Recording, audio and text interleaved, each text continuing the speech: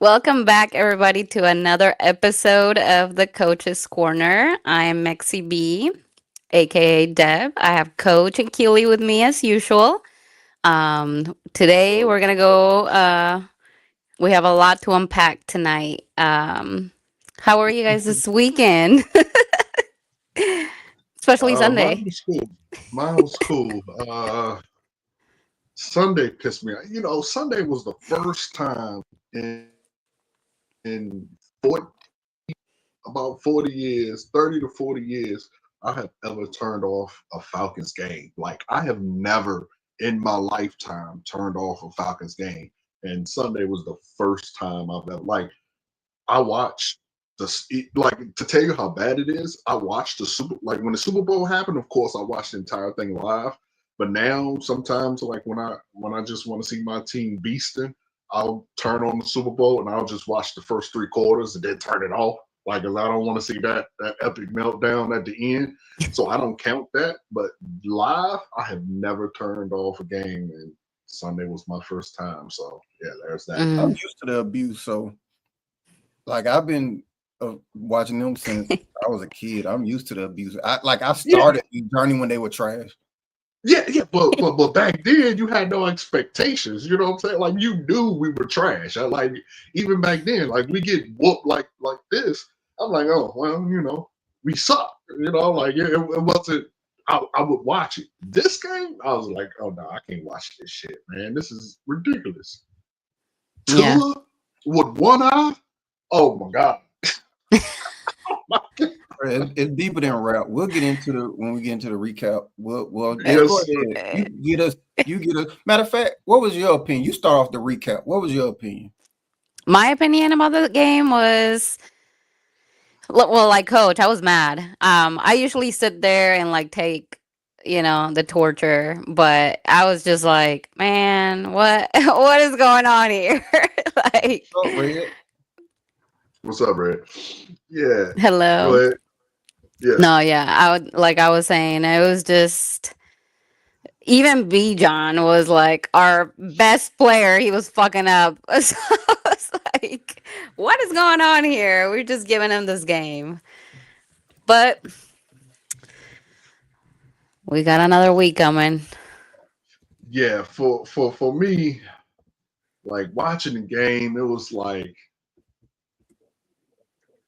I have said this and said this and said this and said this since last year, and everybody kept telling me, oh, he's just not that type of guy. He just don't. That's not him. Yada yada yada. But I said last year, the way Raheem is on the sideline, the way he acts on the sideline, the his demeanor is too passive, it's too soft, it's too weak for me. You know, Players are a direct representation of their coaches. If your coach is some shit, the players will be some shit. And just watching them on the field Sunday, like, it looked like Raheem. Like they had no oomph, no fight, no fire, no nothing. Like, they just looked absolutely horrible. I think even in the Carolina game, I think even in the San Francisco game, I think this game right here was the worst looking Falcons team of this year.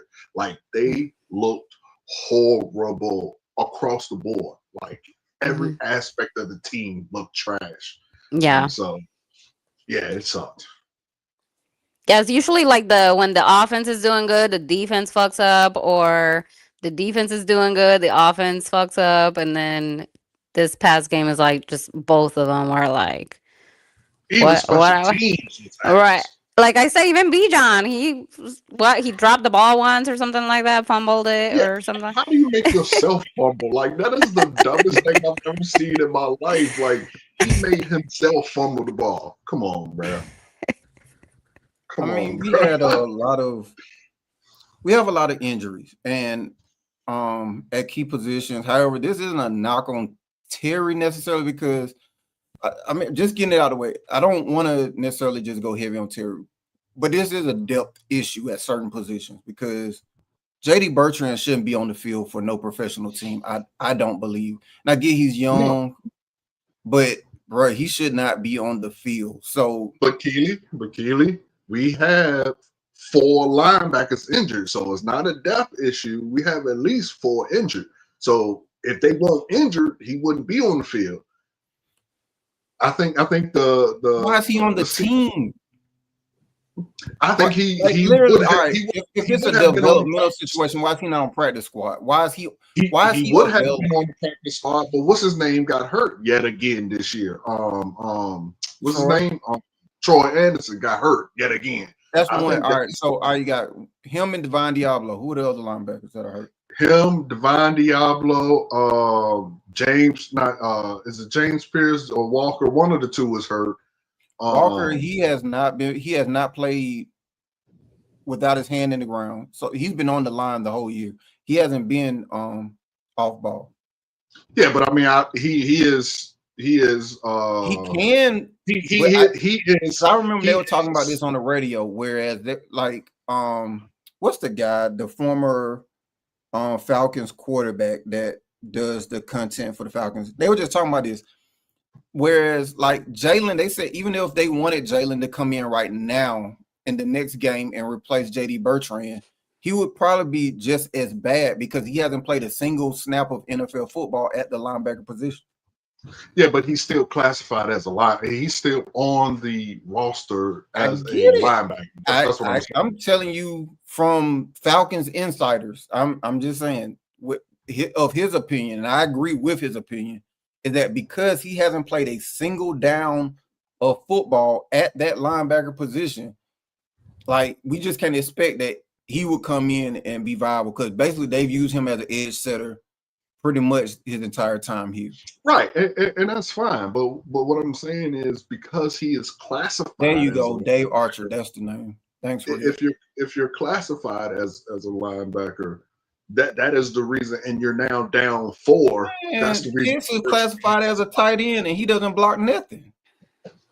Yeah, but that man don't block nothing. Don't block a cold. Don't block a punch. Don't block nothing.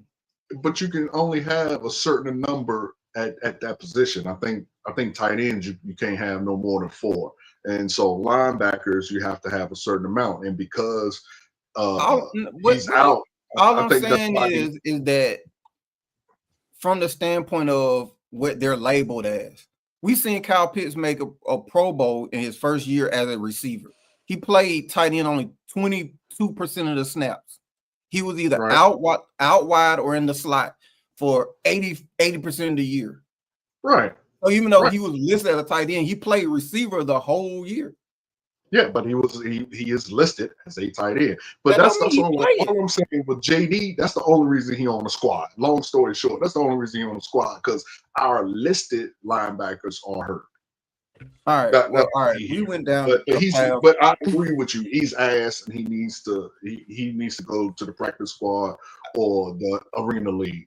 I'm saying that to say that there are reasons why we are ass. That's all I'm saying. Like JD Bertrand shouldn't be on the field, and I'm trying not to slight nor Hughes. Hughes is serviceable. He ain't. I can't put him in the same tier as Bertrand is on the tier with Ritter. Like neither one of them should have ever been on the field. Their cleats should have never touched grass. I put Hughes in that category as well. Like Alford. If you to say Alford, but even Alford, I would put above Bertrand in terms of tiers of talent. Like we've seen, it's just that the lows look very low for Alford, but he's been serviceable plenty of games. Like, so you think Alford is better than Hughes? I mean, you think Hughes is better than Alford? Well, no, I think both of them are better than Bertrand. And both of them are better at their job than Desmond Ritter is at his. That's what I'm saying. Like in terms of you talking about tiers of level of ass, I'm saying that they are above that level of ass. Yeah, for sure. So let's validate that. Is Hughes as bad at DB as Ritter is at quarterback? Yes. No. Yes. Oh. Yes. Yes. He Yes. is not that bad. Yes. But there are plenty Hughes- of games where you never said Alfred's name because you didn't pay any attention to him. So Alpha's issue, you cannot put him in man. He's gonna get torched. But in the zone, he's all right. Hughes is absolutely asshole garbage across the board. Hughes is trash with a capital T. Hot dumpster juice. All right. Hughes is no. I say this to say. I say this. So okay, if you can believe that. It is what it is. Where I was going with it is every team is gonna have injuries at this point in this season. There's 100% injury rate in this league. Right. So it happens, and that's where depth comes in, and we're missing depth at key positions. We disagree on the linebacker depth thing because I can't put Jalen as a depth piece at that position, especially at a Mike or a middle linebacker, because he's never played the position in the field. So I can't even say that Bertrand is there because Jalen isn't. But if a starter goes down on any team, like there's going to be issues, and and that's where coaching comes in, is because as we've seen in San Francisco, they're able to still scheme through these many injuries and they're able to coach up their guys. And that's where we seem to not be able to do. And to me, this is bigger than X's and O's. Like this is like we can point out a number of things that happened in that game, but there'll be too many. Like in terms of going through the X's and O's of that, like it was a big clusterfuck, like literally.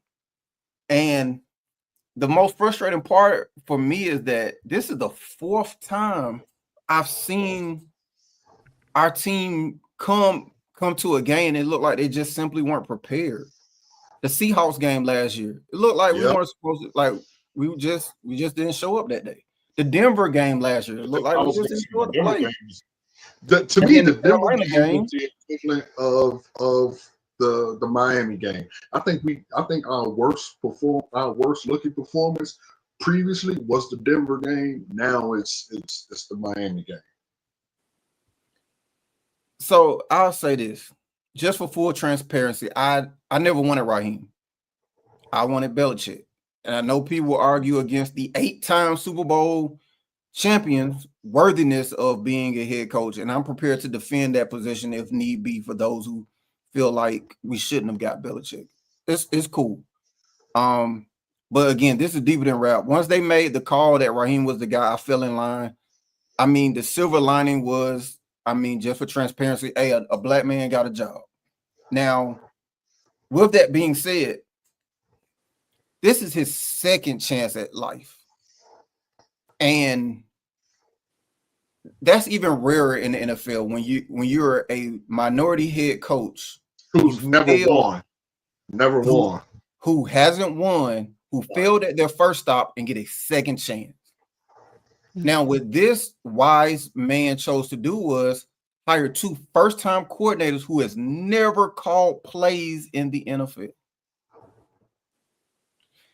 What makes it even more drastically, and I don't want to use certain type of language because I know Coach Raheem knows football. But what makes this such a blatantly ignorant decision is that you're coming into a situation where a team had a losing streak. We're talking about seasons since 2017 where they haven't made the playoffs and haven't had a winning record. So the urgency should have been there to note that we don't have time to coach up rookie coordinators or for them to figure it out on the job. It was validated by the fact that Jimmy Lake was proven to be ass in his first year. And with Zach, I know, Coach, me and you both voiced our complaints last year with this offense. Now, it looked pretty because we were winning. Largely because of Kirk. Like, that's where I was gonna go. Like outside of Kirk getting hot, like the offense really wasn't great. And this goes back to the whole points versus yards argument with the rankings, right? Because it was the same thing last year where we were ranked highly in offense, but the points per game lagged behind, just like it does this year. Right. So literally we had a game in which I remember that home game against the Saints where the offense didn't score a single point. It was just all defense and special teams, and we won. And no one raised an eyebrow to, our offensive struggles. Okay, we won the game. A win is a win, but like we've always said, never accept anything in a win that you wouldn't accept in defeat. And bruh, so I say all that to say that this is bigger than just X and O's, and it's bigger than the game. Like this organization has continued to make bad decisions. They've continued to make safe calls. And until we try something that's uncomfortable, like that was a comfortable pick to bring Raheem back. It was a comfort. And I know 680 the fan interviewed Rich McKay, and it pretty much validated that, like, he's still involved in the process. Like, he's still there. He's still in football operations. Well, I mean, Arthur Blank told you that, and I got to find this. I've got to find that interview. But Arthur Blank told you that in one of his interviews. He said he was highly, I'm paraphrasing, I don't remember his exact words, but he said he wanted Bill Belichick, but they hired by a committee, and the committee wanted to go with Raheem. Yeah, if you ask people, hey, do y'all want to hire the guy that's probably going to replace everybody in here? What you think they're going to say? Yeah, of course. But that's why I say at some point the Don. You know what Terry's vote was? You know what Terry's vote was? But I mean, even Arthur said though that Bill, I believe him. I believe Bill just wanted to come here and coach. I don't think he wanted, and Arthur Blank said it. He didn't want no type of authority. He didn't want anything. He didn't make no type of demands, and I believe it. You know what I'm saying? I think that was just fans saying that, and we have we're a poverty franchise that has made poverty decisions, and until you get somebody in here that has actually won, I think the only way we're going to win is unless you start bringing in people who have won in the NFL and bring them into this front office. Raheem has not won anywhere. For sure. Well, no, he's won as a coordinator. And I guess he didn't have the juice. But that's not a discount, Rob, because I am pretty confident he knows his stuff as a coordinator. He knows football, but he spent over 20 years in the NFL. He should know football. But for sure. We've made we'll dive into that a little deeper into the show. Man, yesterday we played our 90 million guaranteed backup quarterback. And looked exactly the same as the rookie. And he looked worse. And we could have got Jameis for a fraction of the cost. And Jameis could have did the same damn thing. Like, these are these type of results that, look, I've seen Jameis do what Kirk did yesterday. I have seen it. But Jameis wouldn't have did what Kirk did in October. Like that's for me. We didn't need it. It didn't produce anything. For me, we didn't need it. We didn't need October. Yeah, we did need it. Well, what came from it? Right. Nothing. That's what I'm saying. That's hindsight. That's hindsight. So you just want to get excited for 1 month. Right. No, at the time. October. At the time he was doing this thing. We were winning. We looked good. He took over the offense. He said, bump Zach Robinson and your play calling. I'm getting Kyle Pitts involved. And we started winning. So at that time, last year, it was worth it. Only reason it's not worth it now is because we have the benefit of knowing how it played out. But at the time, it was absolutely worth it. And you can't tell me you wasn't last year like, oh shit, we winning. We look good. Red, what are you doing, Red? What are you doing right now, Red? Go ahead, Coach. Huh? So hindsight is 2020. You know what I mean? So hindsight is 2020, but great coaches, they get paid for having foresight. Great GMs get paid for foresight. The indecision and indecisiveness of this organization is why we've been. If coach wants to drive left and I want to drive right, and we both have steering wheels, where are we going? Nowhere. Straight. And exactly. Yeah. If we want to rebuild and we want to win, we're not going anywhere. Right. You're spending energies in two different directions. Right. And you're right. That was a perfect example of indecision to double down and get two quarterbacks. How is it we double down and get two quarterbacks and strike and possibly strike out on both? Here's what you're forgetting, and a lot of people forget. I knew we was going to get a quarterback. Why was we going to get a quarterback? Because you're drafting at the 8 number. You're drafting at number 8. And you already have Kurt. If Kurt was supposed to do what Kurt was supposed to do, we was going to be drafting in the 20s this year, next year, whatever. So you had to get a quarterback. Coach. You had to. Coach. Keely. Did you know we were picking 8 before you signed Kurt for that money? Yes. But did you know Michael Penix was going to fall into your lap because he was scheduled to go before he came to us. He was not scheduled. And that's he was. No, he was not. He was not. Yes, he was. He was not. He was not. Yes, he was. He was not. I saw publication that had him as a 2nd-round pick. Stop playing. And we discussed this before. This whole mock draft. So, for example, the only team that was connected to him was the Raiders. No. Yes, the Raiders. No. They tried to jump up ahead of us. But they weren't ahead of us. The only team that was ahead of us that was quote unquote connected to them was the Giants. But then the Giants quote unquote was going after JJ McCarthy. There was nobody else. No other team needed a quarterback. The Cardinals didn't need one. They were still locked on Kyler. Trying to think the order. The first 3, we knew what the first 3 quarterbacks were going to be. Right, which is to this day, and I told everybody he was gonna be Himothy, and he is, and that's Drake May. That's who I look at Red trying to preach to you, man. What? We were what? Not supposed to go before? He was not supposed to go before 8. He was not going before 8. Yeah, bro. The only thing I've heard about him possibly going before 8 was if the Raiders were going to trade up. And they couldn't trade up. That was the whole thing. The Raiders, but it was only possible one spot that they could have traded up for, and the Giants went with Neighbors. Okay. So he failed to us. I mean, at the end of the day, he was projected to go elsewhere. I'll put it like this. There's this thing called probability. There was a 99% probability that he was going to be there at 8.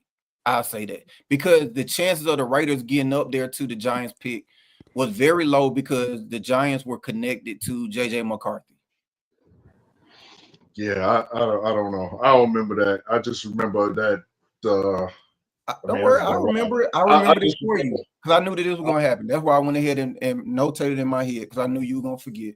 I remember this for you. Okay. All right, guys. So yeah, our team sucked last week. But we're gonna go ahead and move forward with our good, bad, and ugly. I'll go first. Again, we sucked. There wasn't a lot of good. I would say the good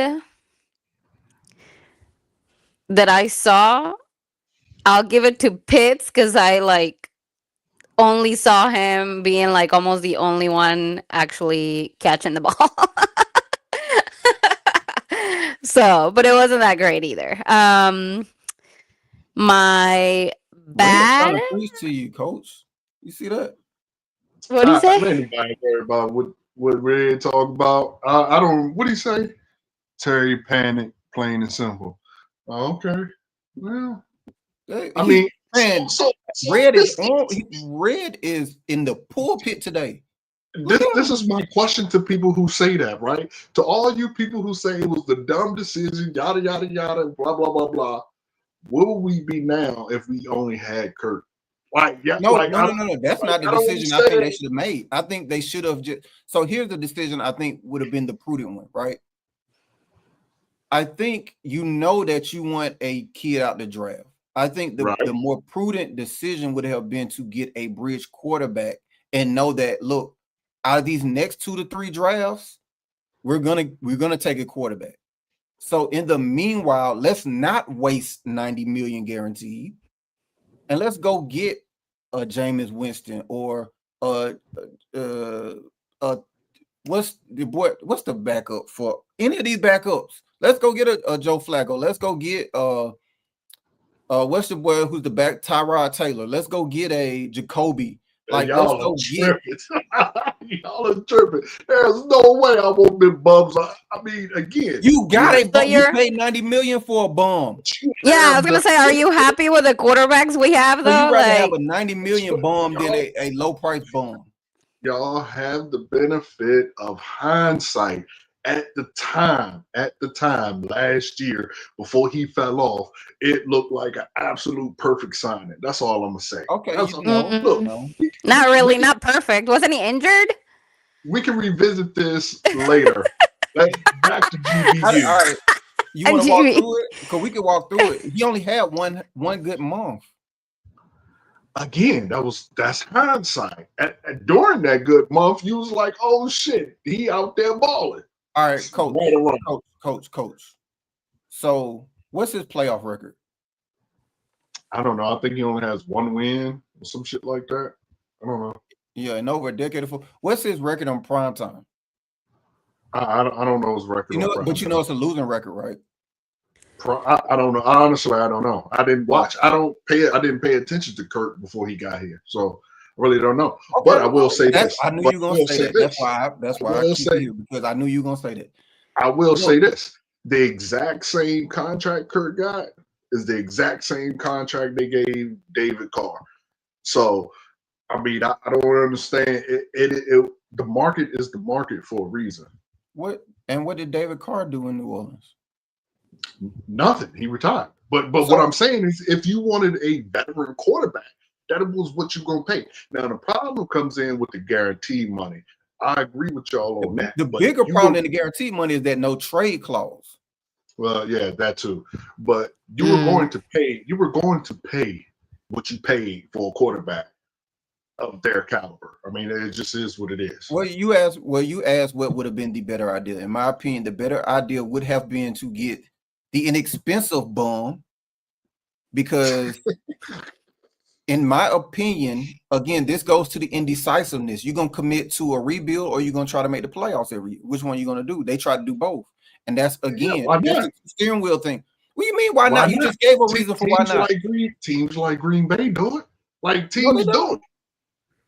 Teams do it, bro. No, I have never seen Green Bay go into free agency, sign a quarterback for No, a because lot they of have their guaranteed money. succession. They have their succession plan. There you go. There you go. So we're nothing like Green Bay. Right. They got- we were trying. They were trying to be like Green Bay, have a succession plan in place. And they Kirk failed. plays. They weren't nothing like Green Bay. Again, that's hindsight. Did it work out? It's No, not hindsight. You Then knew yes, it wasn't it in like worked Green out. Bay before they did it. bro. You didn't know that. No one knew that. No one knew it was going to end. Hold like on.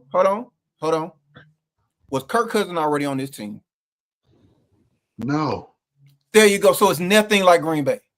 Because Aaron Rodgers was But- already on this team. they're Brett Favre trying. was already on their team. They were trying to create a culture like Green Bay, having a quarterback and then having a succession plan behind him.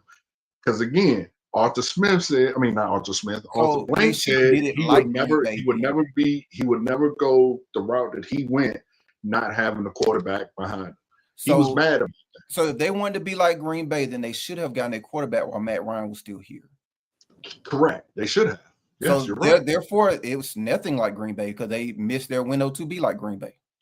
Oh my goodness. Okay. You're missing what I'm saying. But all No, right. I'm not missing it. I'm telling you that is literally nothing like Green Bay, which you have agreed They to. were trying to, but you can't. You got to create. You have to create it at some point. At some point, Green Bay wasn't like that. At some point, they had to go get a quarterback and then draft or trade for a quarterback to sit behind them. It don't just magically happen. You got to create it, and that's what they were trying to do. They were trying to create a culture to where they had a quarterback in place and had a quarterback of the future behind him learning. It just didn't work out. So now, And correct, but continue. Anyway, so I already gave my good, which Right, wasn't a lot. My bad, I would say, protection issues, no rush, or I mean, no push in the run game. Same thing. Like, why are we not using John? But then again, when we tried using him this game, that didn't work out either. So I think it was just like the team just wasn't there. And then the ugly, just everything like body language, lack of urgency. Um, just we just looked unprepared. Like there was a lot of miscommunication. It was ugly. The whole game was ugly to me. What about you, Coach? so for me, I'm sort of on the lines with you, but the only good I've seen out of that um, was something I haven't seen, and I understand uh, Penix doesn't have the juice because he ain't been in the league long enough to do it. Um, but it was refreshing to see Kirk Cousins jumping Zach Robinson's ass on the sideline. Again, I understand Michael Penix can't do that because this is his second year, and then there's no way a second year going to go back and forth with a coach. But to see Kirk Cousins jumping Zach Robinson's ass, I was like, finally, some damn fire on my Falcons team. Like everybody on the sidelines looking like they dog had just been unalived or something. Like it just was horrible. Um, so that was really the only good thing I've seen in the whole game. The bad is, I mean, again, it's the culture. Um, I mean, they just look like nothing worked. It was over in the first 10 minutes. First 10 minutes. And they just look bad. And the ugly, I mean, it's just the whole Atlanta Falcons as a whole. I mean, that game just was a one-win team. You get utterly destroyed by. You get utterly. I mean, they treated you like some cheeks and slapped you all across the field. Like, I mean, Are you venting? it was me. Am I venting? Yeah. What was your good, bad, and ugly? That's what I'm doing right now. Oh, okay. All right. My good was seeing Kirk Cousins yell at Zach. My bad was the A lot. coaching. Yeah, it was the coaching, and the ugly was the team overall. So yeah. My ugly is Raheem. My second ugly is Zach Robinson. And my third ugly is Arthur Blank for hiring the Booms. And no good or bad today. It all was ugly. There's nothing good to discuss. It wasn't Arthur Blank who hired Zach Robinson. So he hired the man who hired Zach Robinson.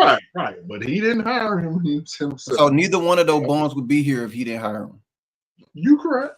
But it ain't directly. I've been correct about a lot of stuff thus far. No. Including that Green Bay mess you tried to equate. You're correct in that aspect, but that's about it. You guys are funny. But anyway, let's move on. Red is on a roll. What do you say? Encouraging Red. Your good was watching one scrub yet yell at another scrub. Hey, that's fine. It shows somebody got some fire. I don't care if you're a scrub or not. What's up, D Mitch? Let me Hold take on, this man. time. What? to thank Red everybody has been preaching. That joining us. Red is a 5-star in his comment section. Coach, you have been incorrect a lot tonight. Man, get out of here. Anyway, let me say thank you to all those who watch and joining in. If you can hit that like, share, and subscribe button for us. We Red is appreciate it. on like on NBA Jam when the basketball players catch fire. That's Red Uh-huh. right now. Yeah, Remember I mean, NBA of Jam course you when can say that because he's parroting your talking point. So that doesn't necessarily mean it's correct, though. well, I don't see nobody parroting yours, so Red is on fire And right that's now. fine. That's fine. My predictions and my talking points down the line are usually proven true. So you don't have to agree with me. No, they weren't. I have your predictions on my little notebook. They were never correct. For sure. It is. Uh, Like I said, anyway, this kicked in the face. What He happened? tried. He be trying to speak it into existence. He just be saying anything. Coach. I'm very calculated in what I say, bro. Years experience. How Anyway, Texas doing? back to the show. Is it time to panic? Yeah, so now let's talk about what every Falcons fan is asking at this point now. Is the season over, or do you think we got a chance to come back, turn this around?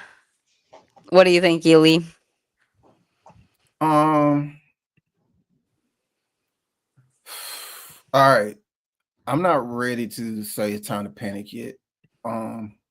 I think next week will determine that. We only one game below 500, and I'm not trying at this point. I'm not looking at it in terms of trying to catch Tampa. I'm looking at it. Can we get a wild card? And I think in order to get a wild card, we're gonna have to get 10 to 11 wins, and we're at 3.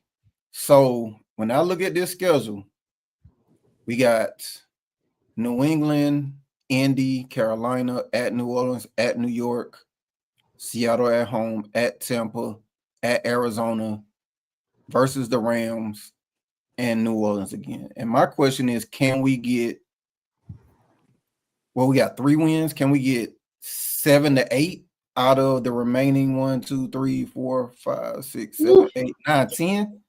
The next five could easily be all losers, all losses. Easily.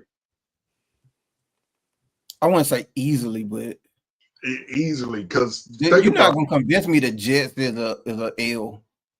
No. But it seems like every time like we play like the teams that are like, oh, it's an easy win, we lose, and then we're like, oh, we're probably gonna lose against this team. Is like when they actually want to do something, I'm like, why can't we play consistently? Yeah. So who knows? There come the coach. And you know what, D-Mitch, I think I actually somewhat agree with you. I think the expectations, because I think Coach will agree when I say this as well. Our expectation for a run was for next season.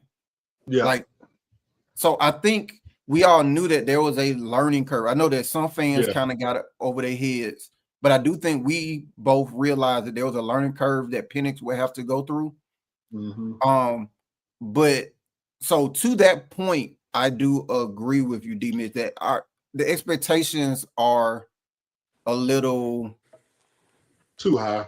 Yeah, but I think the cause for concern is more so that I don't think with this coaching staff that we can have the expectation of winning next year.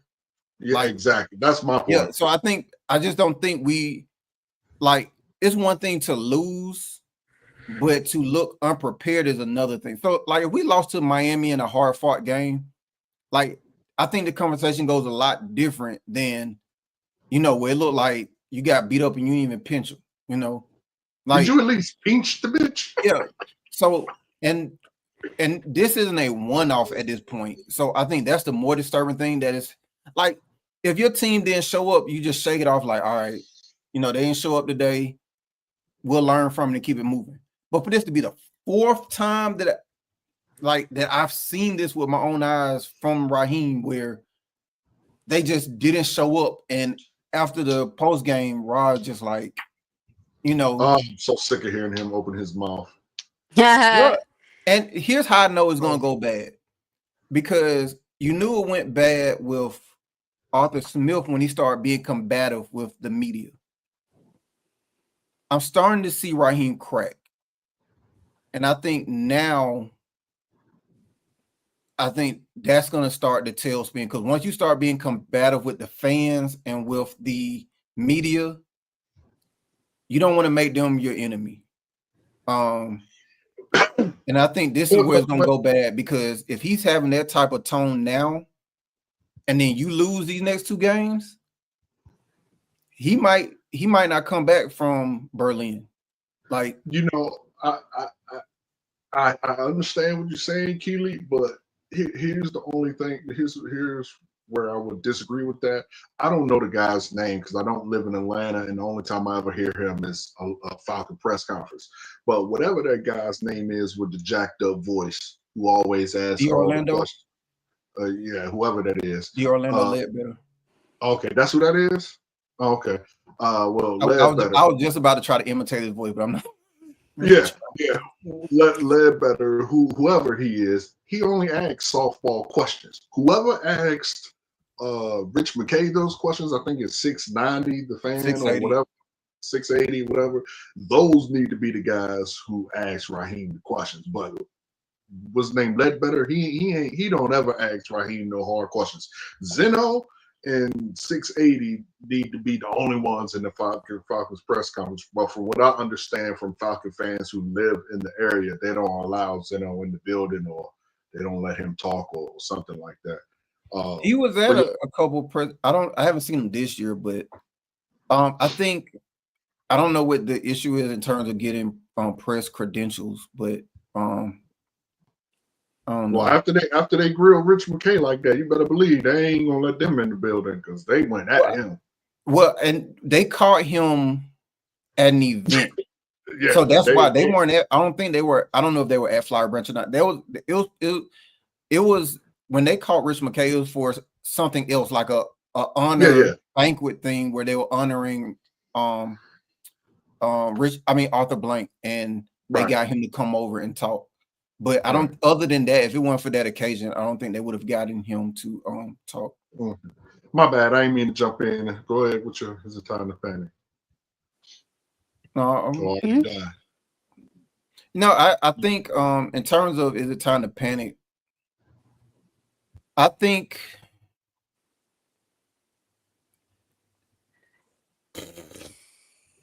man, I think it's over. Yeah, I think technically it's over. I think they have a shot at beating New England, honestly. But like, I think it's slim. I think Raheem right now, he's watching more film than he's ever watched in his life. I think he's preparing the best he can. And I think Ulbrich is going to prepare the best. They're going to come over with a game plan. They're not going to look like they did last Sunday. I completely believe that. However, they're going against a really good coach, a coach that people felt like should have been hired here. I don't think he was ever coming here. I think Vrabel knew he was going to New England. And that's what kills me. People just think that, that's why he's going to go back home. That's where he played. Opportunity to hire someone like Bill, you got to do it, because coaches ain't just breaking down the door to come to Atlanta and coach. Like, we're probably franchise. It doesn't happen like that. So when you have the opportunity to get a Hall of Famer, you got to take it. You just have to. Yeah, I think you kind of had to, because Harbaugh wasn't coming. Vrabel wasn't coming. No. Harbaugh used us as a bargaining chip. Yeah, I knew we were being used for negotiation. Right, absolutely. But I with that being said, I do think it is possible for us to win that game. And for us to keep hope alive, they need to win that game and get on a roll. But winning 7 or 8 out the next 10, I don't think is just realistic. I mean, it's possible, but they're gonna have to change who they are. The team that they've been thus far can't be who they are the rest of the way. And I don't have this delusion of grandeur that all of a sudden they're gonna wake up tomorrow and become a consistent team. Right. So for that reason, I do think it's already over, because the games that New England, if it's here, then maybe it's a different story. I think they're going to be competitive, and I don't want to get too far because we are going to do our prediction. But then the Indianapolis game, that's going to be a tough one, because I don't think no one expected Indy to be that good. And I they're do think amazing ball. Yeah, Indy and I might think end up in the NFC Championship game. so. Basically, all right, you need, like I said, 7 or 8 wins. So that means you can't afford more than 3 to 4 losses. And I think you got New England, Indy, Rams, and Tampa again. Those are 4, and then Seattle. So that's 5. I think the odds are basically against us at this point. That means we're not making the wild card. See, you left out. See, this is why I said we could easily lose the next 5 games, because just the Patriots not going to be easy. Well, Red is on fire. Well, go ahead. I'll let you finish. No, I'm done. Okay. So I agree with you. It is time to panic. Well, you said not really. I think it is time to panic, because we could easily be on a 6-game losing streak, 7-game losing streak. Because you have as bad as we are, I don't believe we're losing to New Orleans and the Jets. I'm sorry. But that's where I'm going with it, bro. It don't matter. The New Orleans game is always one game you can never be confident in. You can never be confident in it, because it's always a tough game. Even when they were beasts and we were trash, we still would beat them. Or when we were beasts and they were trash, they still would beat us. Like the Aints game is the one game, like you can't. It's 50-50 for a reason. Well, you know what I mean? That ain't the same Saints team with Sean Payton. I understand. The but same team. Even before Sean Payton there, this still was a hard fought game for us. Like, it ain't. The Aints ain't a gimme game. That's all I'm saying. Them specifically is definitely. I'm not saying it's a gimme. No team is a gimme. All I'm saying is, in terms of probability, like if I'm looking on the schedule, where can I find a win? That's the team I'm not scared of. I don't think nobody in the NFL is scared of them. I don't think nobody's scared of the Jets. Now, every team is any given Sunday, Right. However, the Jets only win is to a team that don't have their quarterback. So all I'm saying is, like, Kirby, has his team, and he's not looking at Vanderbilt like, oh man, like this. He's not looking at certain games like whatever. I'll just say this: I don't believe we're gonna lose to him. If we do, then I don't either. I don't either. What I'm saying is, it is what I think it is it's extremely possible, especially with how we just lost to the Dolphins, that we can lose that game. Like we have 10 games left. So, anything can happen. But for me, it's always one of my favorite sayings: the past is a great predictor of the future. In the past, we haven't really been able to do anything on offense. And, I have no confidence in a shootout. So, like, if New England, if we need a shootout to beat New England, or if we need a shootout to beat the Colts, I have no, being that the past, we haven't been able to do it. I'm not very confident in being able to do it up and into the future. So for me, it's over, but I'm not upset that it is or is not over. Again, I think our run was always going to be next year, with year 3 meaning year 3 for like all the rookies we have now, a majority of the team. So next year, I mean the year after that, in 3 years, I think that is our Super Bowl window. I think next year is our run. We'll make a deep run into the playoffs, and then the Super Bowl the following year. So because we have a lot of young talent that need to learn and yada yada yada. So I wasn't really super like I'm not emotional about this loss. I'm emotional because it's like, damn, we the fans keep paying for this product, and it's like y'all don't give a damn. Like you just giving us the middle finger, you know. Mhm. But here's the Oh, problem. I'm hurting Yeah, because because you they're because gonna you send know that invoice in February for a couple thousand, and it ain't gonna be see what pretty. I'm saying. See what I'm saying? Like for people like you who got season tickets, you the ones. Not saying that you're more involved as a fan than I am, but for those who actually spend hard-earned money to go to these games, yeah, I'm kind of And it upset doesn't for. feel good. It Yeah. Yeah, doesn't feel good at all. Because when yeah, that's the most when you have a losing season, and then February 1st, when that invoice hit, time It's like, damn. Why'd I have to so, go to this? yeah. Odell, are So you pressing the panic button? Am I pressing the panic button? Yeah. Yeah. I think that, I mean, we're definitely not going to make the playoffs, I don't think. I think we can't really keep making the same mistakes that we keep making every single game, unless like leadership steps up, makes changes. You know, I think it's pretty much over for us, guys. So with yeah, that being said, though, do Real you quick for think that Red, it's real the quick. coach? Hmm. Red, What? I wish I could, but once you're in, like because of the PSL agreement, you're committed. Like you can't get out of it. That's the only thing that sucks with them PSL. Like you can't take a break. You can make up an excuse to your rep and be like, "Hey, I'm out of a job" or something like that. But once you're I tied, like that mean, invoice comes because you already signed that contract. That's the and plus, who wants to like? I don't think nobody even wants to boycott. Like we want to love our Falcons, but it's like at some point, goddamn it, Falcons love us back.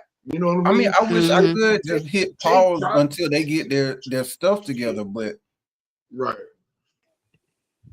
I'm even cool with. I am even cool with because I've been there before, loving the team through the trash years. I'm cool with that, but at least give me a product that like I've never in my life seen the Falcons look unprepared, like you said, So for there's a a bunch game. of new people. Of course, Like they're going to be unprepared, but like that's when you have to really count on the coaches and where are they at? Like, yeah. who's teaching these young guys? What do you guys think? Do you think it's like on the coaching, a specific player? Look at Deb Like, with that uh, that trend. Look at go. Look at her. well, I tried doing my transition and you interrupted me. I'm celebrating. That was okay. I see what you did there. uh, so for me, I would say it is if we're going to say the weakest link, it has to be Raheem because, and I know people will say, God damn, you blaming the coach again, but this is it because Raheem at this point he can't fire Zach Robinson. I've heard other content creators say it. Shout out to Tidy, shout out to Mark, and I agree with them. Uh, Raheem can't fire Zach because if he fires Zach after already having fired the defensive coordinator, then that just shows everybody you clearly don't know what you're doing, even though you don't know what you're doing. But that is a glaring. All the break gonna be like, okay, so what the hell did you hire them both for in the first place? You know what I mean? Like, just go ahead and give me your resignation letter. So we're stuck with Zach Robin at least to the end of this year. Um, Man, hope he but take I, that Oklahoma job. Yeah, well, that's what I said, to the end of this year. Oh no, I think he's gone. Like, even if he don't take that job, he's done here. There's no way to, like, when you have Kurt Warner saying, that he hates even watching film on the Falcons because it's so bland, it's so predictable. Um, making statements like that, and it's garnering thousands and thousands and thousands of views and retweets. Like, yeah, you'll be a fool if you think Arthur Blank and Raheem Morris ain't seeing and hearing that noise, which I know they are. So he'll be gone at the end of the year. But for me, the weakest link is Raheem Morris through proxy of only through proxy because he hired Zach Morris. Zach, what's his name? Zach Robinson. So for me, that is Zach Morris. They're one. Yeah. They're one. They're 2-1. Right, they're the same person for sure. But I mean, I'm willing to give Raheem, like, if we had a competent breaking news, and we had a competent offensive coordinator, I'm willing to give Raheem Morris, time to turn the ship around, time to do his thing. My only issue is, you hired two rookie coordinators, which was the dumbest thing you could have ever done.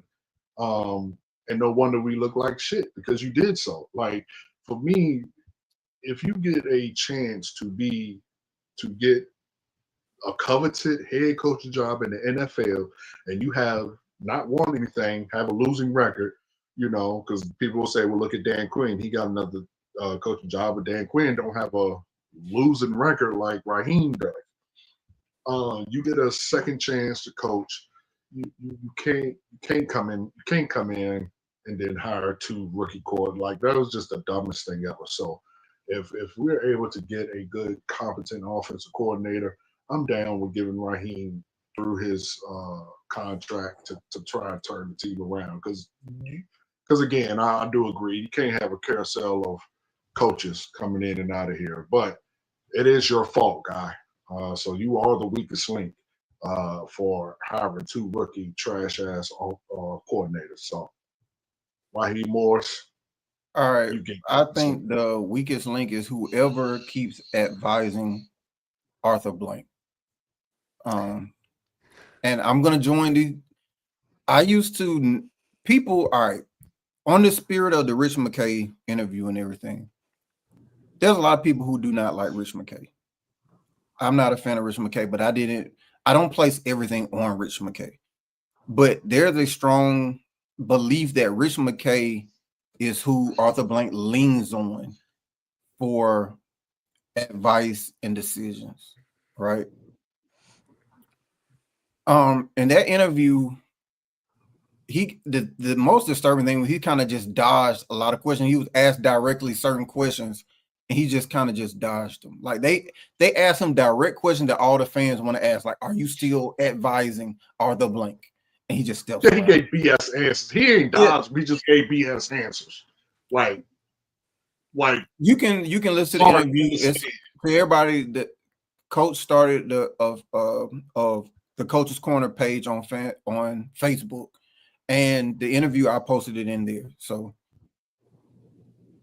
here's what I want to run through. Do you remember who was in place when Arthur got here, as far as that coach? I'm sorry, my signal kind of went out there. Say that again. Do you remember what head coach was in place when Arthur Blank took over the team?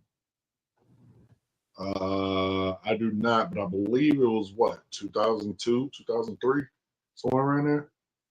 Yeah, it was somewhere around there. Yeah, Dan Reeves was the head coach.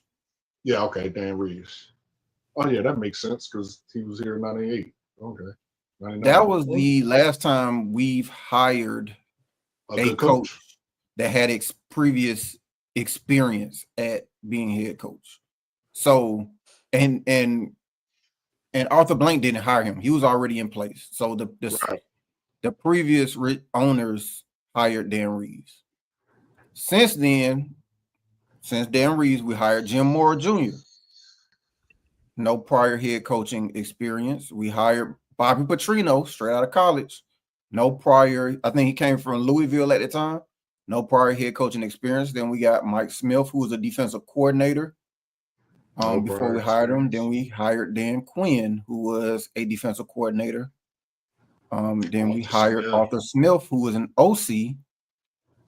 And then we hired Raheem, who was a DC at the time, even though he did have a previous stint as a head coach in Temple. So, that's the first time we got a retread. But Dan Reeves was the last time we actually hired a head coach that had previous head coaching experience in which he was actually successful, because he had with the 5 Super Bowls with the Broncos or whatnot.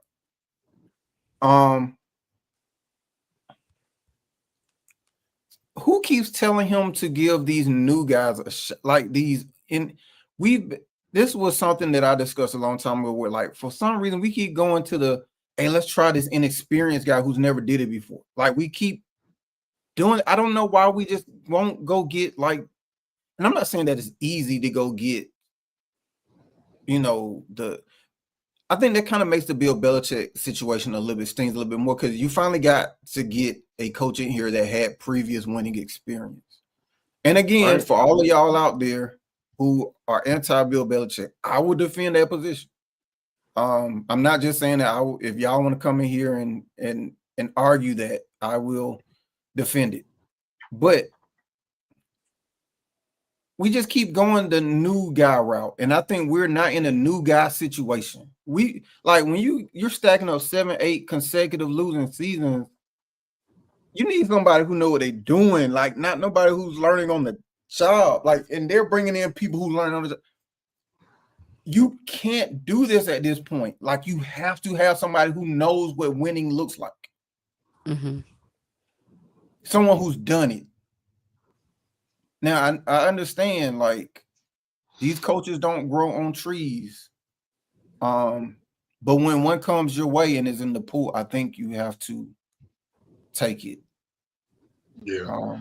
Let me say something real quick. I'm in agreement with you on that. The problem is, and this is, I don't know it to be true. I'm just using,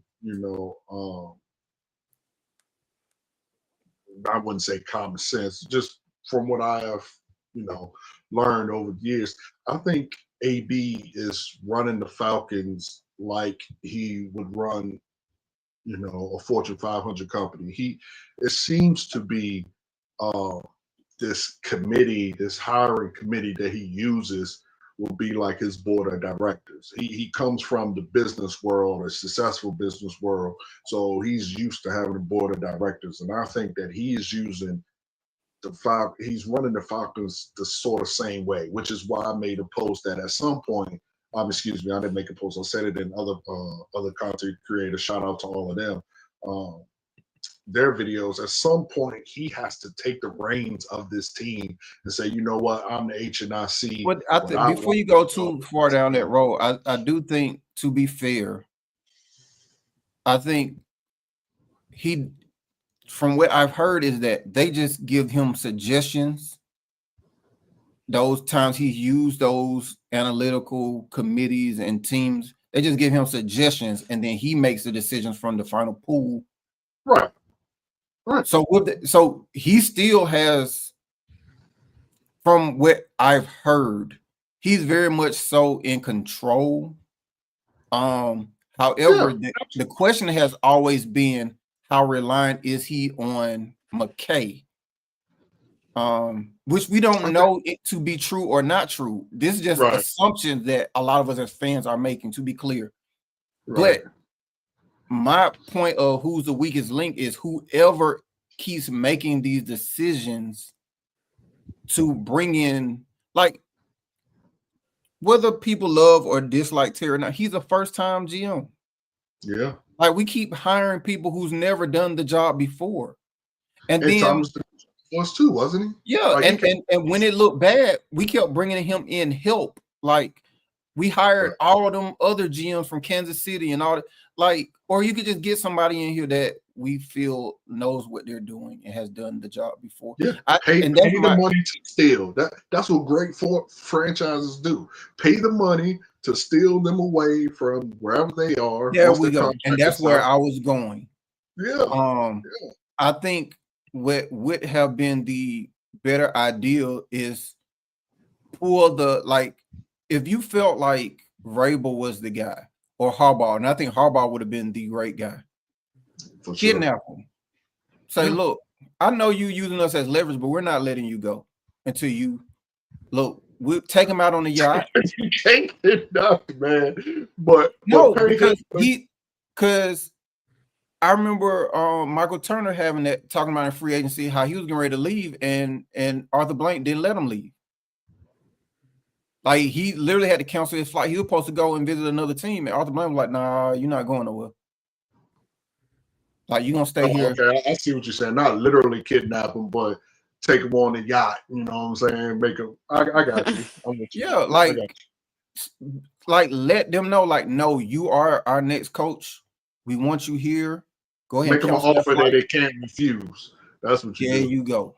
Yeah. Lean into the Godfather. But that's what I said. He got to be the Godfather. You know what I mean? Yeah, Lean and sweeten the pot. And I think whoever is telling him to go get these other coordinators, now keep in mind, I get that all these other people are grown men, but and they're going to make their own decisions. But that's your job as a salesman to sell people on being here.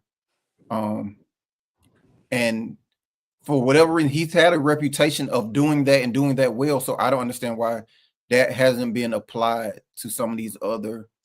Again, situations. I think he leans, like you said, I think he leans on, at the end of the day, it's his decision. But I really think that he leans on this committee, this CEO board, if you will, very heavily. I think he really leans on that. And we disagree on that. I think I agree that with what's reported, they just filter the pool of candidates, but they're not involved in any type of decision. And I agree with the reporting. I think it's the usual suspects in those decisions. I think they asked Terry, they asked Rich, they asked all the other. I don't want to say, I'm about to call them dummies. They asked everybody else. He's getting everyone's opinions, and that makes sense. Everyone in the front office, he's getting their opinions, and I think he basically makes that decision based upon those opinions. Right. And I think if Rich McKay has 90% of the influence in his ear, then he's the weakest link, because Raheem shouldn't be here. No. Based upon his previous experience, he wasn't the best candidate, and I get, whatever, but yeah, we're gonna move on. I feel like Raheem just has a lot of accountability issues. Like, he might say, "Oh, that play was my fault," or blah blah blah. Like little things here and there. But it's like he acknowledges it, and then he doesn't change anything. So it's like, okay, cool, you're apologizing, but how are we gonna fix this? What are you gonna do to fix it? Like, for 2 years, coordinators have screwed him. And yeah, he can't fix it. And why? And the question is, why are your coordinators here? Like, you chose first-time play callers, just like the organization chose a first-time GM, and they choose first-time coaches all the time. This isn't a situation for first-time anything. Mm-hmm. This ain't one of those situations to get somebody learning on the job. No, this is a situation where you need specialists, somebody who knows what they're doing. A leader of men, yeah. And he can't change at this point, Dad, because he can't do nothing. His hands are literally Raheem doesn't know how to turn around. Raheem doesn't know how to turn around a franchise that's had 8 losing seasons, because he's never been in a situation, he's never done it. Yeah. Right. So how are we gonna fix this? What do you think that we need to do for our team to succeed? Hey, she's trying to get a raise. She out here killing it. Okay. ESPN back on. She with us, bro. Hey, we gotta stop interrupting her. All I did was that's all I did. I didn't interrupt you this time. Right. Okay, go ahead. Continue killing it. Go ahead.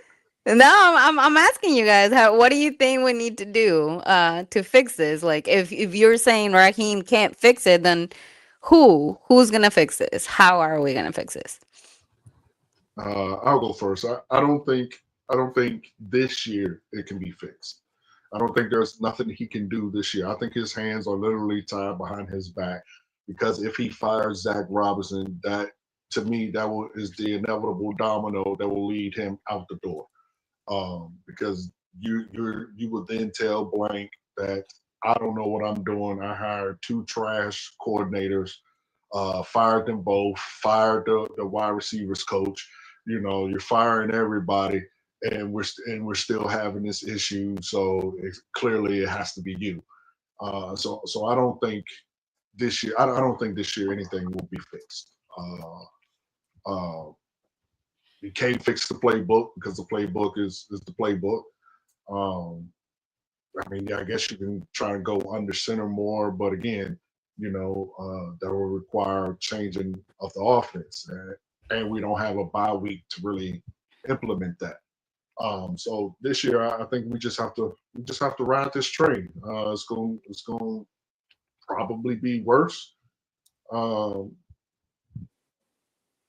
I ain't gonna say worse. We will probably have games like we just did moving forward. Um, and then next year, I mean, of course, he has to get rid of Zach Robinson and get as Keely and I have said, and other content creators, he has to get a proven guy in here. Like, And you think he'll do that? he has to if he wants to keep his job, he has to. For Well, I mean, I think self-preservation purposes, he has to. that's the best case scenario because I think it can very well go off the rails, and if it does, I think we're still paying Arthur Smith. Like, This is last year, I believe, because this is year 5. He had a 5 and year then how many more years we owe Raheem? This is his second year, so we have 3 years. I'm pretty sure he signed a 5-year contract as well. Yeah. So that's kind of part of the issue. Like, you can't have a situation where you ponying up big money for somebody to come save you, and you're already paying 2 other coaches, or you got 3 years remaining on this other guy. Because if you do get a big name, you're gonna have to sweeten the pot to get him to get here. So I think the best case scenario is for it to work with Raheem, which I don't see it happening, but he's gonna have to get somebody in here who knows what they're doing on offense. He has to. He has to. Mhm. That's gonna be the quickest path, is to say goodbye to Zach. Hope Zach gets that Oklahoma State job, get a proven play caller in here. The best case scenario is they fire old boy in Miami, and then he comes to Atlanta. Yeah. That would be So great. at that point, I think you have a shot. That's the best case scenario. That's the best way that this gets fixed. And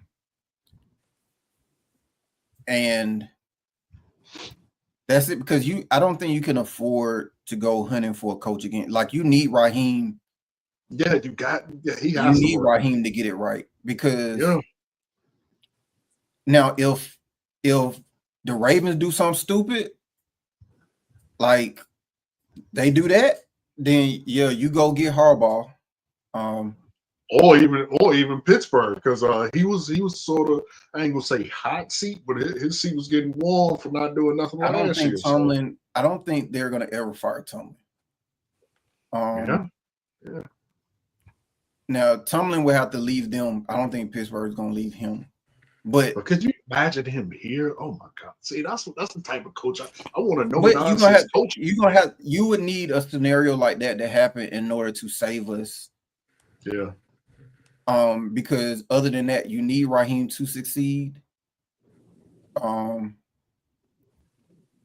I think it can very easily go bad, because if Raheem is already kind of getting confrontational with the media the way he is now, then it's gonna it's gonna be like that Arthur Smith situation where like he was getting contentious, and then the media was getting back at him, and then it was just getting ugly.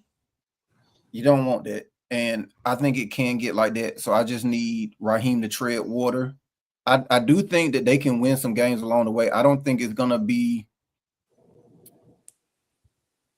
I don't think we're gonna lose like 7 straight. I do think he's gonna sprinkle some wins in there. There's just too much talent on the team to win.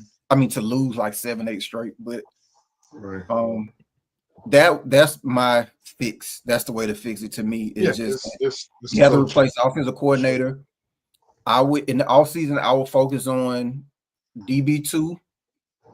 I need an interior defensive lineman. Offensive line, because we are getting old on the offense. You know, I can't. our I men are you getting can't old. get it all, Yeah, I know. Absolutely. For sure. and we don't have a first round pick.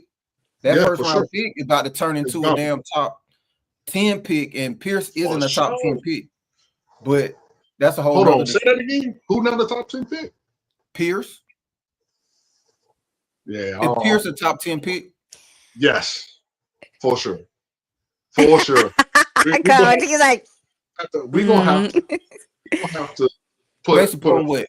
on that, Deb. Based That upon is what? Support your statement. What has he done that made him a top 10 pick? we don't have time tonight. We're gonna come. We No, definitely we don't gonna- have time because you don't have nothing to Well, support that. I got How a many lot. sacks he got? he has to look it up. It ain't always sacks. Look at what How he's many doing. pressures he got? I don't know for offhand. I know Rook has the most, but I know Alright. he has more than Walker, if I'm not mistaken. All right, so let's see. He has a half a sack, 1 tackle for loss.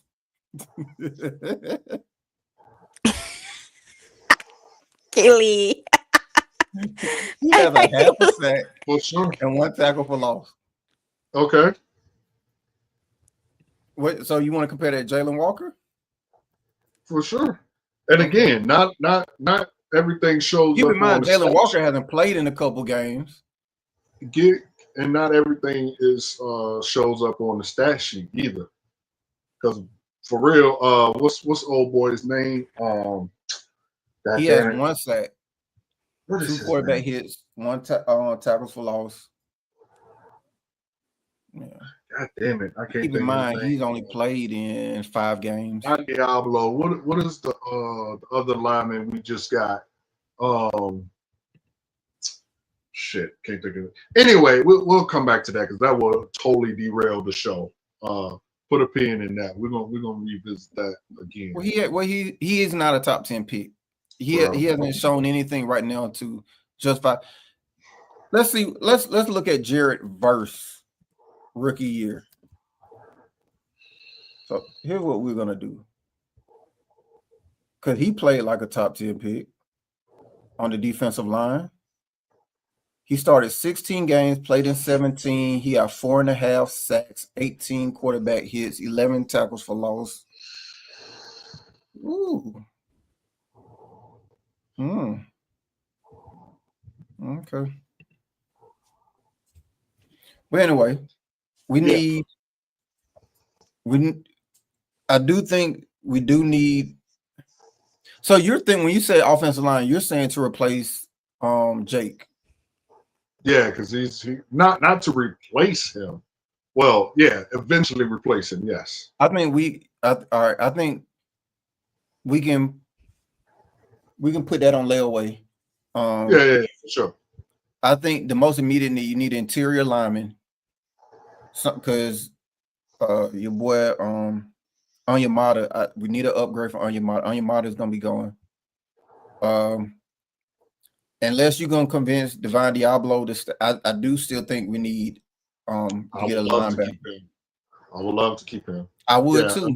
Linebacker and I do think so. I do think I would love to get for Hughes and possibly a replacement. I think you can get away with Hughes, but replacement for Hughes. I think you can get than Hughes.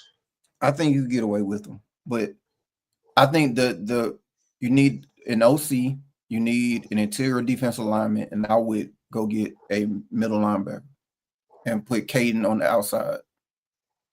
I think it's time to let him go too, because he stays hurt more than Caden. My bad. I'm thinking of I was gonna say what? No. I put him on the outside because the most of his production is rushing the quarterback. I think you move him outside. I'm thinking of what's his He's name? another one of my favorite players too, Ellis. I don't know why I'm drawing blanks today. Bro, you've been drawing blanks a lot. Yeah, man. You said what? The other rookie? No, the other one that's hurt. Anyway, yeah, let him go. All right, for the sake of time, you want to fast forward to the last one? Yeah, sure. So this is a topic of. Go ahead, Coach. What do you say? What? Never mind. Continue, Dave. Whatever you got. I'm cool. Yeah. Oh, you're good. I mean, you guys kind of both were talking about what we needed, so. Yeah. And this is Coach's favorite part is the defense talk. Our conversation about our number one defense. Yeah. I mean, I'll get you the updated rankings. I'm pretty sure you probably. Yeah, I haven't seen it. Like I've been saying. I don't think we are number one. No, we're not. I think we dropped down to number 4. Nope. If I'm not mistaken. Nope, you're mistaken. We're 2. Oh, wow. Even still. That team that just got mollywopped is number 2. Yeah. I still don't think. I don't even think it's number 2. The way we've been playing. Hold on. So here, this is the reason for the discussion. So in total yards, we're second behind the Texans. Which on the original show, when I had the graphic, I had the Texans, the Falcons, the Texans, and the Broncos. Right now, the Texans are still number 1. We're number 2. And the Broncos are 1, 2, 3, 4, 5. The Browns are still in the conversation as well. They're 3rd. Now, in terms of scoring, points allowed, the Falcons are 1, 2, 3, 4, 5, 6, 7, 8, 9, 10, 11, 12, 13, 14. Oh, yeah, because we did just get 2 30 pieces put on us. Yeah, so, I mean, that's where I think we are. And the Texans are number 1 in points allowed and in yards allowed. Yeah, and I think teams have been able to move the ball quite convincingly. If a team has a running back, they have gashed the Falcons. Both teams that have running backs, i.e., San Francisco and the Dolphins. I mean, we could not stop them whatsoever. Some will say that's because our defensive players are hurt. I mean, whatever. I guess every team has hurt people that somehow still play. How many interior defensive linemen are hurt?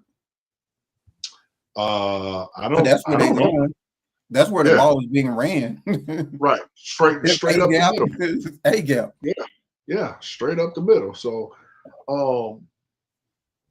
I don't know. I think this is why you don't look at yardage allowed for ranking a team, because that, to me, that's a dead stat. How many points are we putting up? And I get it. Our offense is playing like ass, or the defense is on the field, and yada yada yada yada yada. I get it. But again, that still.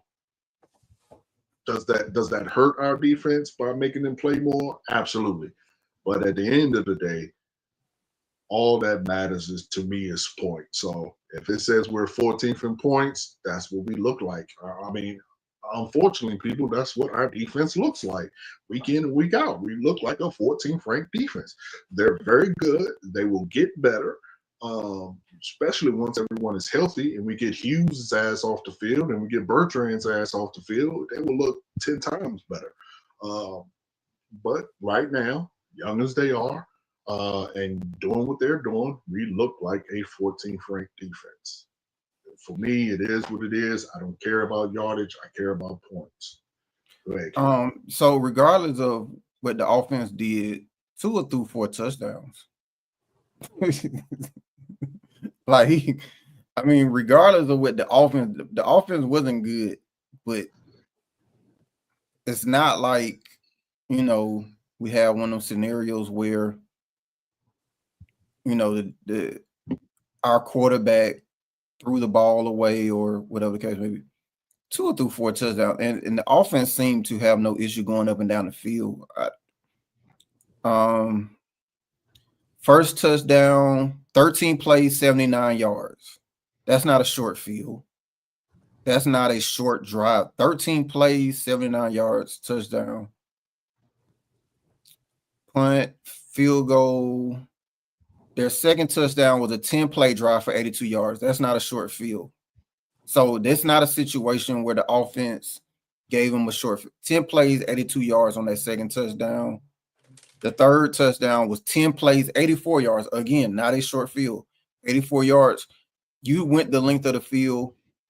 And then the fourth and last touchdown was 7 plays, 7 plays for 41 yards. So yeah, but what you're gonna find is fans saying because the offense couldn't move the ball, the defense stayed out there long, which is indicative of a long ass drive that makes them tired. So they're doing a long drive, and then you're not getting no rest because the offense is going 3 and out, and they're coming right back for another long drive. So that's what the fans are gonna come at you with. You know what I'm saying? If you can't get off, well, I get it. Yeah, I get it too. I mean, it does. I will say this. It does a part of it. It plays a role. Let me see. Yeah, 65 total plays by the Dolphins to the Falcons 49. So here's what I would say. Now, I would say this. Now, because that was kind of a situation in the Super Bowl where the defense had to play 90 snaps.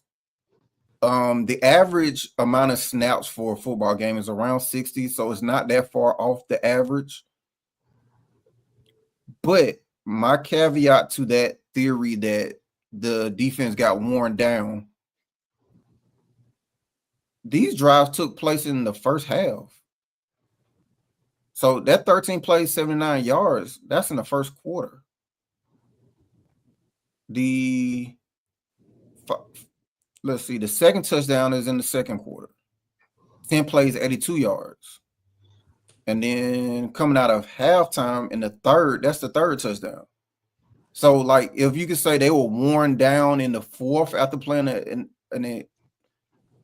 it doesn't, to me, that excuse, even though we're preparing for an excuse we haven't heard, but it doesn't hold water because the average amount of snaps in the game is 60. The Dolphins had 65. And then 2, those extended drives, one was in the first quarter. I mean, I hope they're not already worn down in the first quarter. The second one, the extended drive, that long drive was the second. And then the third. I mean, it's 4 touchdowns, 1 in each quarter. So 3 of them touchdowns were put on your defense before the fourth quarter. So I get it. But with that being said, 60 yards is the average amount of snaps in the game. And I mean, those long drives, I mean, that comes with the territory. Like, you're not I'm with you. Yeah, like people, a 12-play drive isn't a 12 or 13-play drive isn't abnormal. Especially if you're playing a running smash ground and pound team. Like traditionally, like if you get in 3 yards in a cloud of dust, like a Michael Turner Falcons team, like, yeah, we're running the ball and it's gonna take us a little while to get down there, but we're getting down there. Right. Oh, I'm with you. I'm just saying that's what you know. Every time I see you go. I gave you, so when they talk trash to you, coach, I gave you your excuse right there. There you go. That's your shit, I ain't worried about it. I am not worried about it. Anyway, moving on to our last topic of the night, the Falcons versus the Patriots this Sunday. I feel like the Patriots are not as good as they used to be when Tom Brady was there, but I don't know. I feel like we need to run the ball. I think we need to protect the quarterback, give him time to actually focus on throwing the ball where it needs to go. um, but I just don't. But again, I don't want to say that I don't see us winning because again, I said that about when we're playing the Bills and then we beat them. So I'm not gonna say, yeah, we're gonna win, but I have faith, especially after 2 losses already. I feel like this time they're gonna be like, okay, we need to do something. We can't just keep looking this week every single week. So, what do you our stats from last time? I think you guys like jinxed us because everybody said it was gonna be 30 points or around 30 points. Well, yeah, Falcons my win, team got 30 and points. the other team got 30 points. So.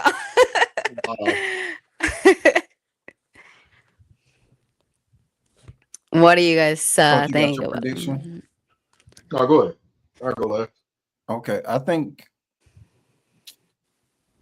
this gonna look how Juvenile did No Limit last Saturday. Man, get it out of here. I think, B. Jones is gonna put on an MVP performance like Juvie.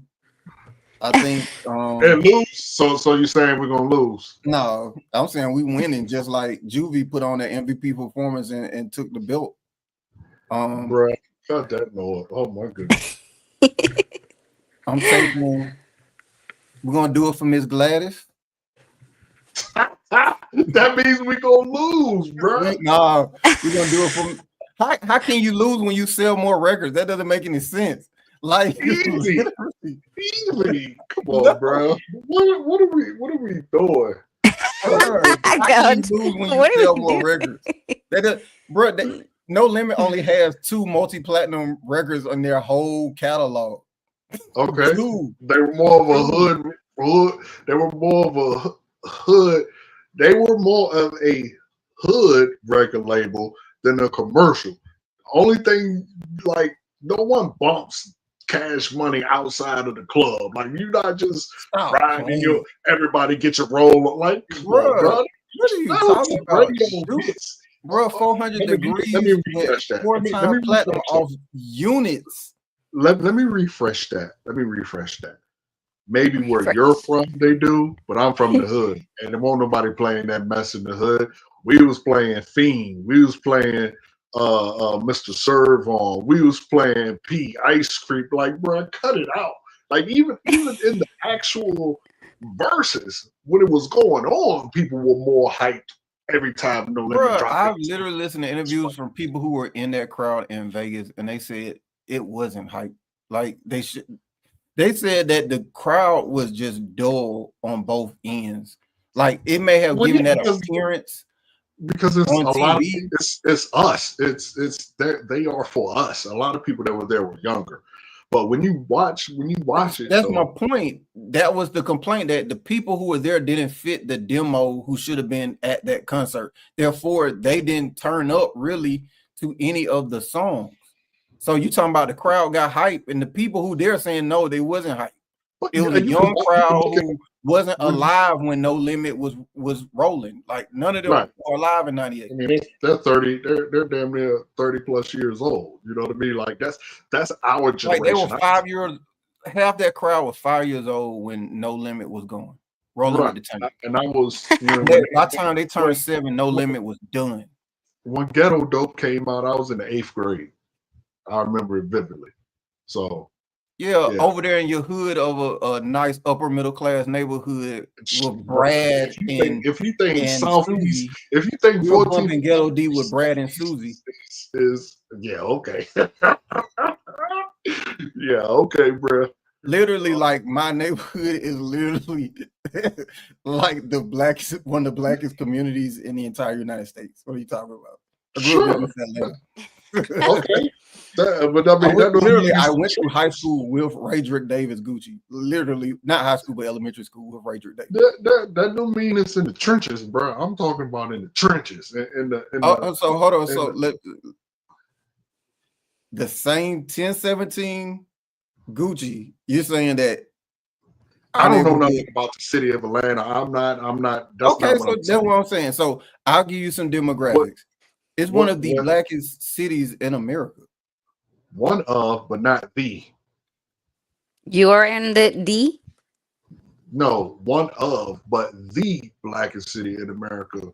Well, I don't know about now, but it was DC. So all right. So with that being said, yeah, there's other cities, much smaller cities like Jackson, Mississippi, and stuff like that. That's like 90-80% black and stuff like that.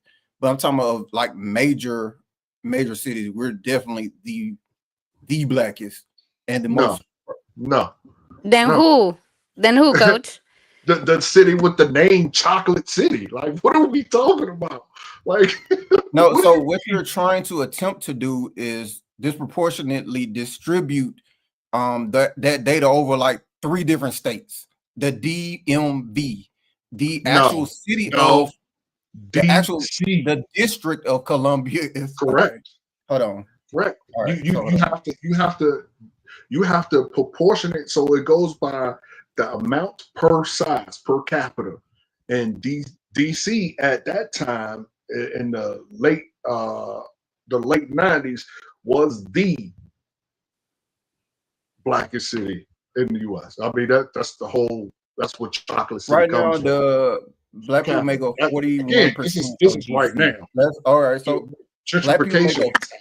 Hold on. Black people make a 41% of DC. So let's try your theory because you be wrong about a lot of stuff. Let's try. We're gonna go and try it in the 90s. What?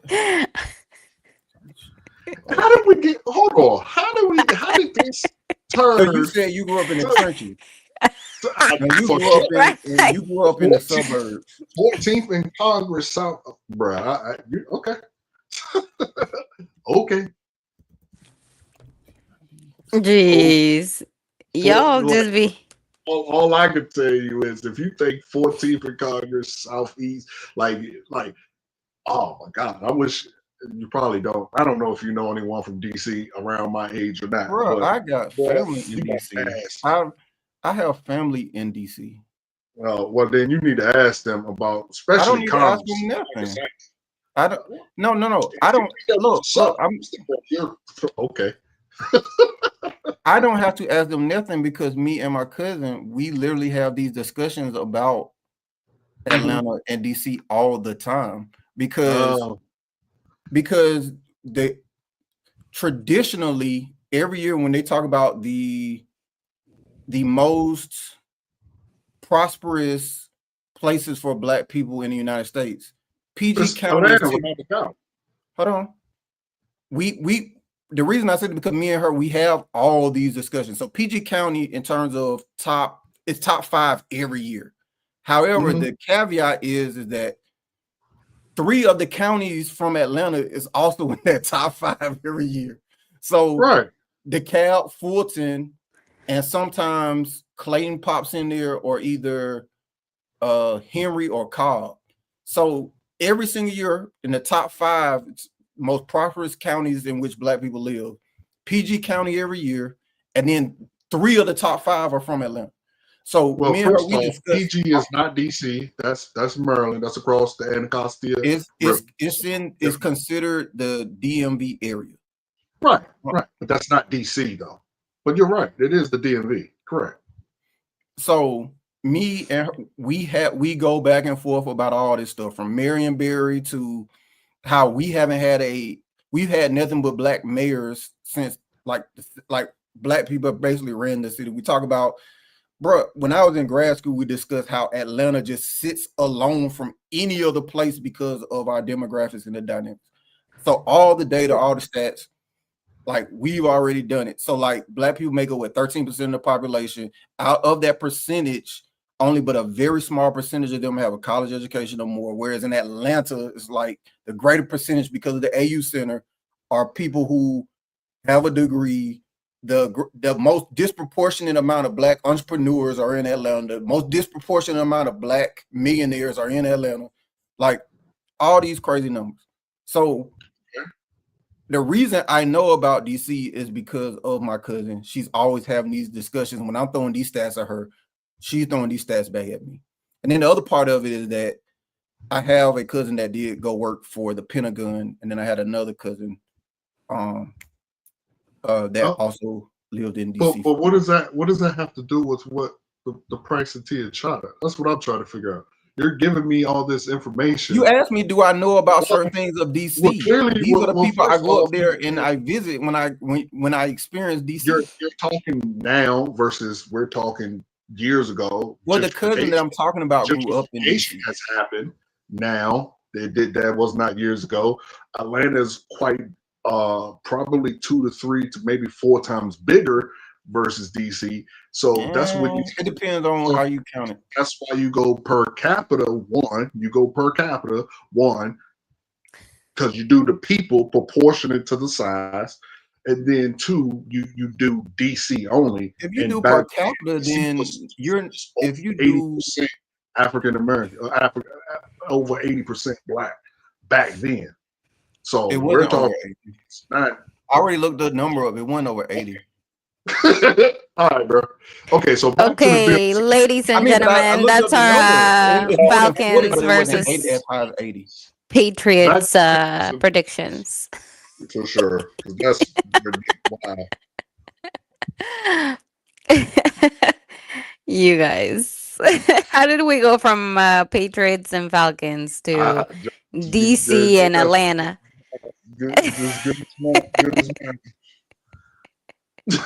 Well, anyway, so he gave us, Keely gave us her, his comparison. In his nice upper class suburb that he grew up in, like they were listening to Master P, and they were attracted to that.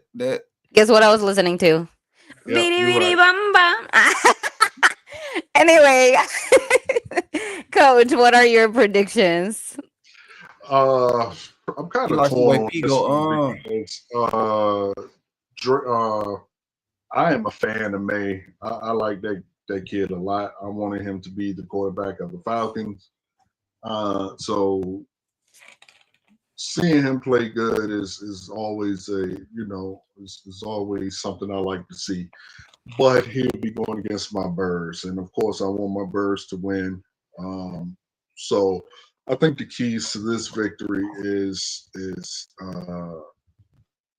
a steady dose of what we did to Josh Allen. Steady dose of blitzes and zone blitzes and things of that nature.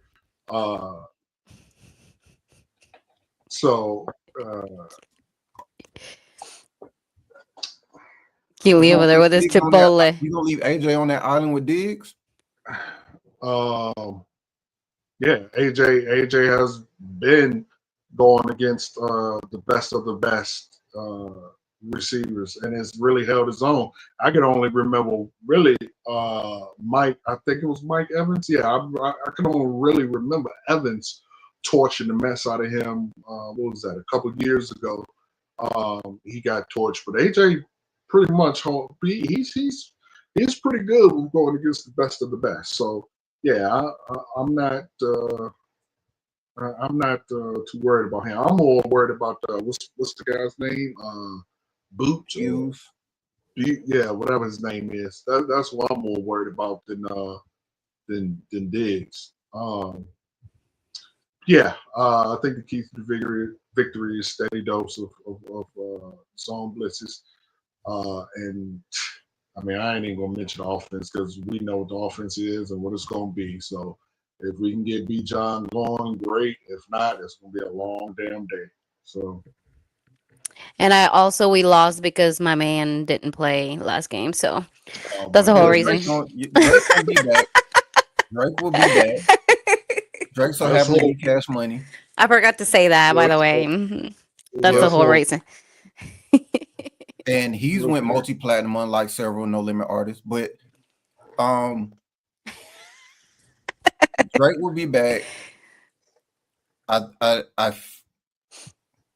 Either way it go, whoever's the quarterback, I think Kirk is not gonna look like that again. I don't think. I think this will be a better showing if Kirk plays and if Penix is back. Either way it go, I think no matter what, the quarterback play will look better than it did last week. So Fingers crossed. yeah. So and I think we're going to commit to running the ball. I think Raheem is going to pull Zach into a corner. He's gonna tell him like, "Hey, we're about to lose our jobs. Run the ball. Run the ball." And I think we're gonna get a steady diet of that. I think my only concern is, I know that that's gonna be a tough game in New England, but I'm gonna give Raheem the benefit of doubt that he's gonna bounce back from such a terrible showing, and he knows what's on the line. So 28-24. So you think we're gonna put up damn near 30? Oh, okay. 28-24. Well, I'm I mean, I not- can't pick. Well, Tidy took my. I was gonna, I was gonna go 20-24, but I'm gonna go 28-24. Okay. Yeah, I'm not even gonna begin to pick. What's your keys there?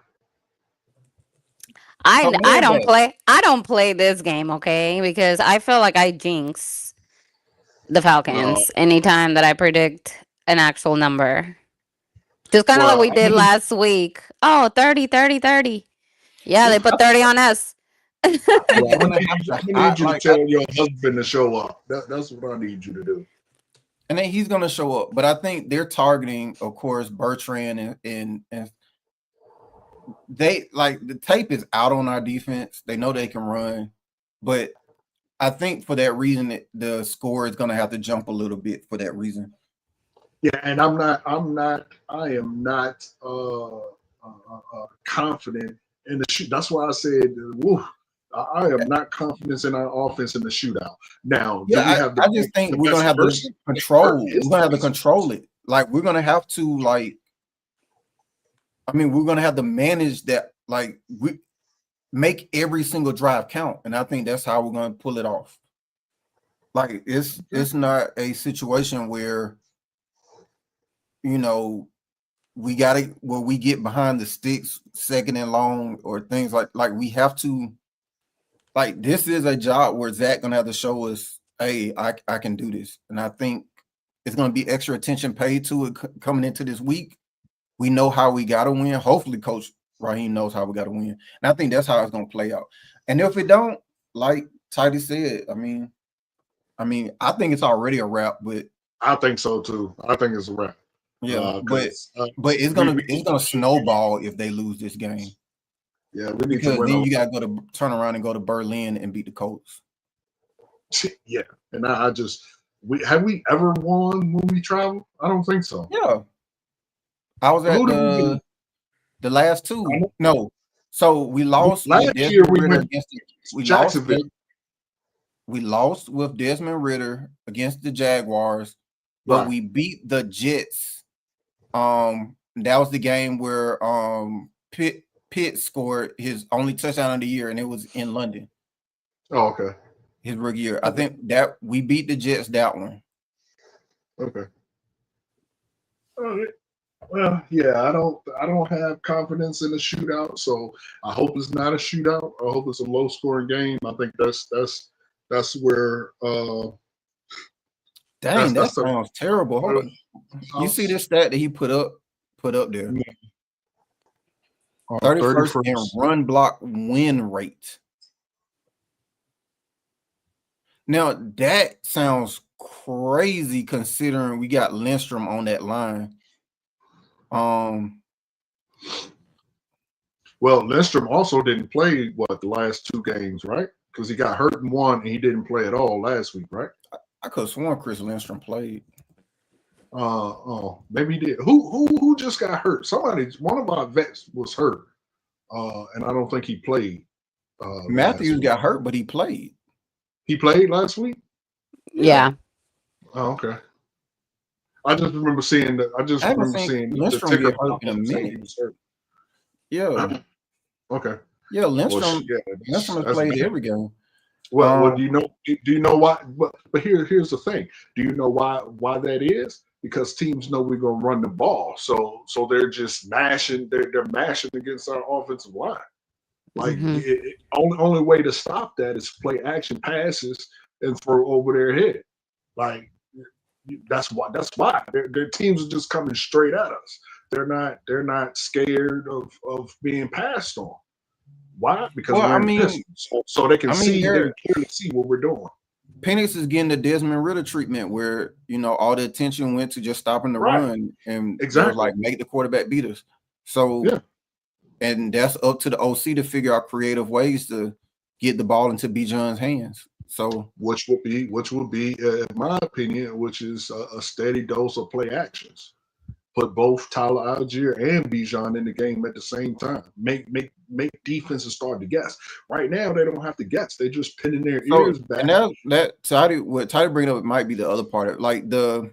I do think Elijah is actually doing an admirable job, but in the interior, Newsel is also new to the line as well this year.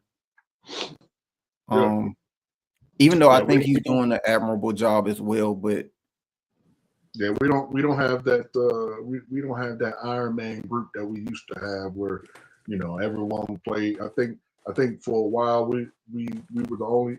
I think I've read a record. I don't know if it ended last year. It had to end last year because we lost. But I do think center. But we had the most what's the word? Consecutive games played. Yeah, I think it was like 5 years straight with the same line. But I do think that it can improve with the development of Penix, of course, as he gets a little bit better. That can improve. Newsel, we hoping will improve as well, and then we get McGarry back. But that is kind of a tough stat considering what we have with Matthews being there and Bergeron next to him, and then you still got Lindstrom, who's our all-world guard on the other side. So that's kind of a tough stat to still, because like when I think about, there's teams that we knew like weren't passing the ball, and the whole stadium knew they were running the ball, and they were still able to run the ball. So I put it like this: I wonder, and it's just me being an asshole, I wonder if we would have this problem if Arthur Smith was here. I don't think so. See, people give Arthur Smith a bad, which I was campaigning for his job as well, but it wasn't because of what he was doing on the field. It was Arthur Smith got himself fired because of his attitude, how he handled it. He doubled down on keeping Desmond Ritter. That was my issue with Arthur Smith. But if Arthur Smith was calling, I think we'll be a lot better team than we are right now, for sure. Offensively, anyway, for sure. But his problem was he doubled down on trash ass Ritter and Taylor Heineke, and instead of going out and trying to get an actual quarterback. That was his downfall. So, but we will see. And hopefully we get the well. Yeah, we will see. I hope we do. That's gonna go ahead and wrap up for tonight's show. If you're still riding with the Dirty Birds, make sure to follow, hit the subscribe button. Come see us next week. He's seeing it. He's seeing the vision. Well, go ahead, Dale. The vision. He said we would not have this problem if Arthur Smith was here. See? Yeah, no, I don't think so either. Yeah. Great show, peeps. Thanks, Tidy. Anyway, everybody, that was it. Tidy, if you could throw in who won Saturday. Tidy is from Atlanta, so he said Tidy said the same. Tidy said who was that Cash Money was going to win before it even started. So They have the better records. okay. Cash Money. All right. All Not seeing y'all. Next week, deuces. right, we'll see you next week, guys. Rise up.